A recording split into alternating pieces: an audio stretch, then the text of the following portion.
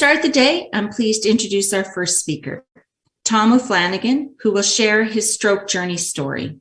Tom is a professor at Algoma University in Sault Ste. Marie, Ontario. He has a very interesting story to share with us today. Welcome, Tom. Well, thank you. It's really great to be here. I guess I'll just proceed. On the 19th of April, I was conducting an end of term student presentation. We have thesis presentations, and at the end of the student presentation, I mean, bearing in mind that there are students present, faculty members present, it's one of the biggest events in our program as far as student presentations are concerned. And at the end of the presentation, I began to feel a kind of sensation of, I describe it as a corkscrew in my head, and I began to really lose function. And I said, I'm going to lie down. I don't know what's going on here, but I'm going to lie down. And there was a chorus of voices, and the chorus of voices was essentially saying, "Oh no, you're not. We're getting you an ambulance." And that happened. So the students got me an ambulance. The ambulance arrived really quickly. They got me to emergency.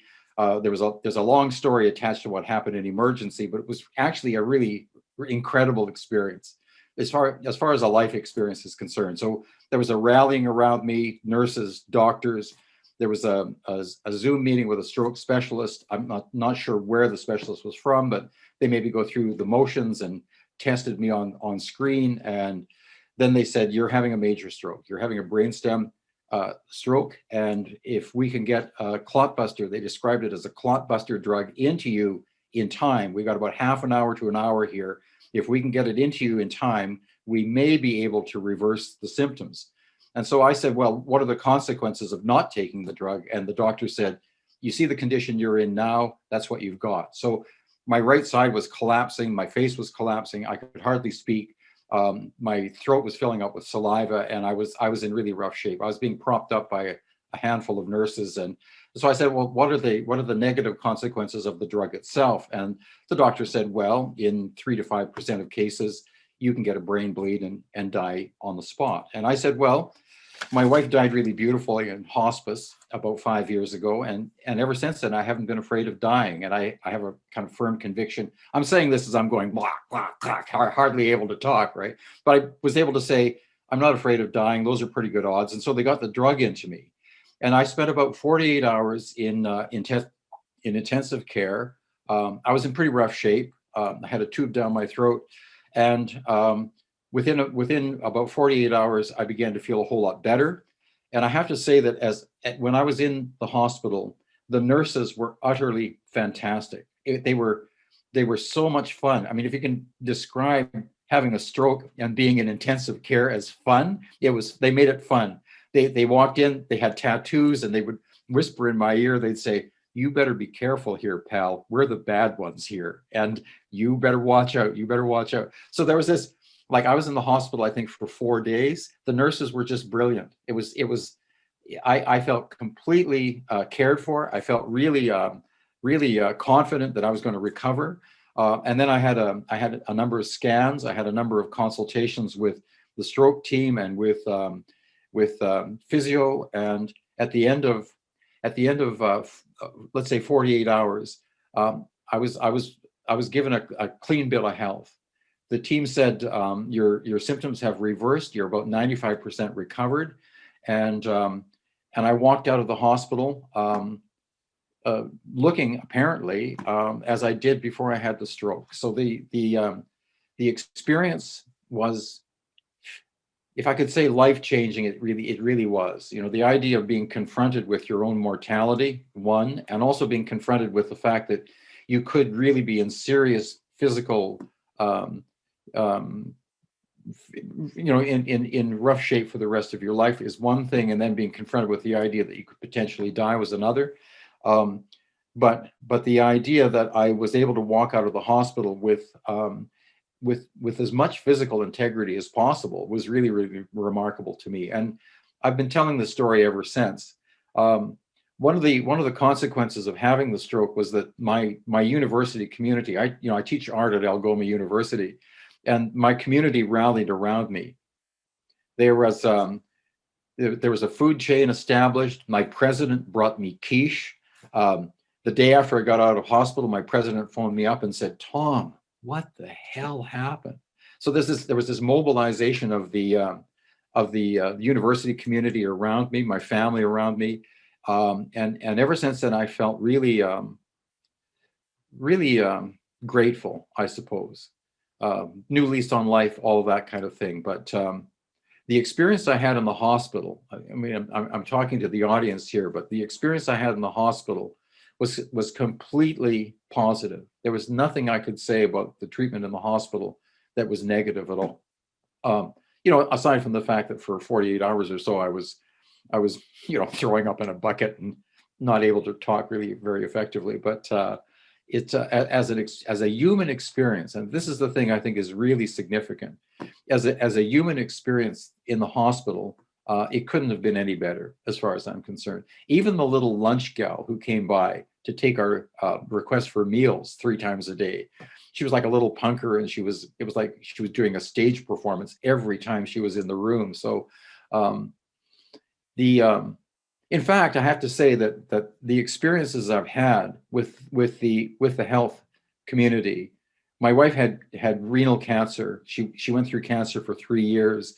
The treatment she received was really wonderful, really supportive, and her care at the hospice here, the local Arch Hospice, was equally wonderful. I mean, if it's possible to have a good time when someone is dying, we really had a good time. So I just want to say to everybody out there that I understand that we all are under a whole lot of stress, and we're under a whole lot of enormous difficulty right now. But the work that nurses do, the work that the healthcare system does is absolutely critical in this particular situation. So I'm grateful.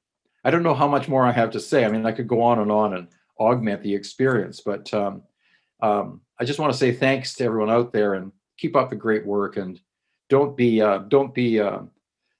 dissuaded by any of the assaults on the healthcare system that are going on by a handful of people. It's everyone appreciates what's going on, I think, or the vast number of us really appreciate what's going on. So that's what I have to say. Thank you very much. I'll start my questions off with a question for Tom, our patient that shared his stroke journey story this morning.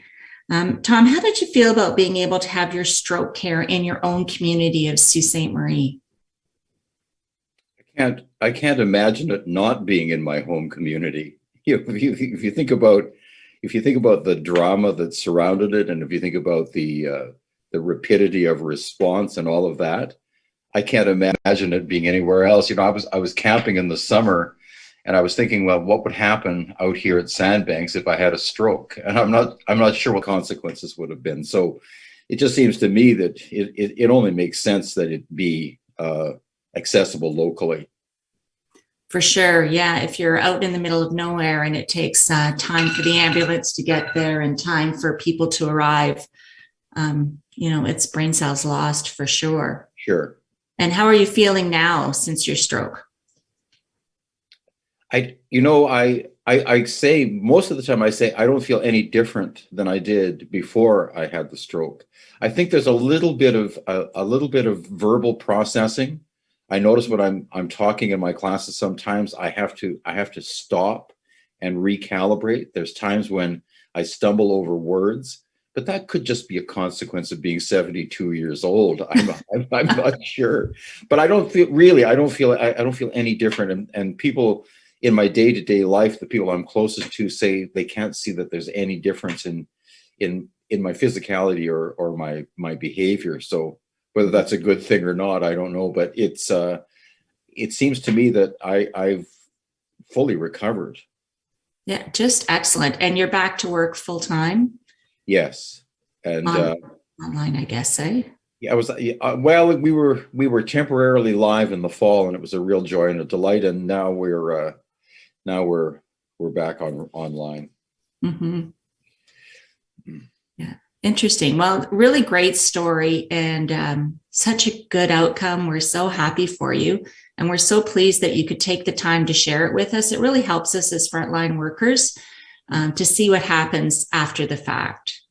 I think that that's one of the things that I'd like to talk about too, is just really briefly, is that I had such great relationships with the nurses and with the team. I really feel enormous gratitude, and I wish, one of the things that I wish was a little bit more accommodating would be the kind of after those relationships. It's early morning, so I'm stumbling a bit here, but That's okay. it was 4 or 5 days of really intense relationships with the team at the hospital, right? And you form those kind of bonds really, really quickly, and the kind of humor that was manifest and the kind of intimacy, and then it's over. And the idea that you go back into your regular life, but you kind of miss those people in the hospital. And I wish there was some way that you could perpetuate those relationships a little bit more effectively, or there was something I could do to honor those relationships a little bit more, however fleeting they were, however brief they were. I think that I would like to send a big bouquet out to everyone, and haven't been able to do that. It's been a long time since the stroke. So I think everybody should know that there's enormous appreciation after the fact. That's so good to hear. And I think that by speaking like you are now at our symposium, and I know you spoke, I think it was on CBC radio. Yeah. I think the staff hear about that, and they like to see, they saw you at your worst, so to speak, and they like to see how you're doing now. And they get a lot of relief, I think, and joy to see that you've done so well and that you're moving on, and maybe they played a small role in that. So they played an enormous role. It wasn't small. It's not small. No, but each person, right, had a role to play, whether big or small. And you can't do it without them. And I think establishing those relationships while you're in the moment is really helpful to you as a patient as well. Yeah. The other thing I think is that, my wife's experience at Arch Hospice, my experience in the hospital, there's an enormous fearfulness in our culture about death, or there's an avoidance of things like a heart attack and stroke. I mean, I would have put myself in that category, because I made all kinds of assumptions about my, or maybe even arrogance about my fitness and about my physicality and everything else. I've always sort of prided myself on being someone who was really healthy. And so I had no anticipation that I would have a stroke. And I think in this culture, there's an avoidance of all of these things: death, the possibility of having a heart attack or stroke. And I think there should be more public information about all of this, to allay people's fear of death or their avoidance of these kind of consequences. We should be more forthright about this as a culture. And there should be more of this kind of information out into the public domain, as far as I'm concerned. People should tell their stories more often, or there should be more encouragement for people to tell their stories, I think. Yeah, we would agree with you. And it's just such a great way for us to start off our symposium, to hear your story and to know that it went so well. And again, we really appreciate that you're so willing to talk about it and share with us at this forum. Thank you. I don't know how much time I have left here to yammer on, but another minute. Okay. I've been saying to people, this is going to sound crazy, but I've been saying to people that if I had to do it over again, I would do it over again. I would have the stroke again. Well, people will think that is a little out there, but I understand that it was just such a great experience and marvelous outcome for you, for sure. And it focuses your attention in if you talk about the idea of living in the moment, living in the here and now, if you're talking about mindfulness and awareness, there's nothing like it.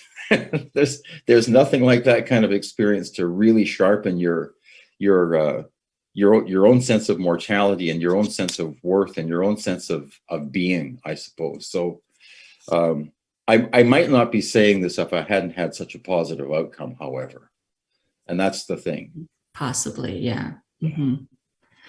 Okay, so that's all the time we have right now for questions. Again, Tom, Really great story, really great outcome, and we wish you only the very best and continued recovery and happiness and good health there in Sault Ste. Marie. Thank you very, very much. Yeah, Joy thanks. to be here. Thank you. Thanks, Tom.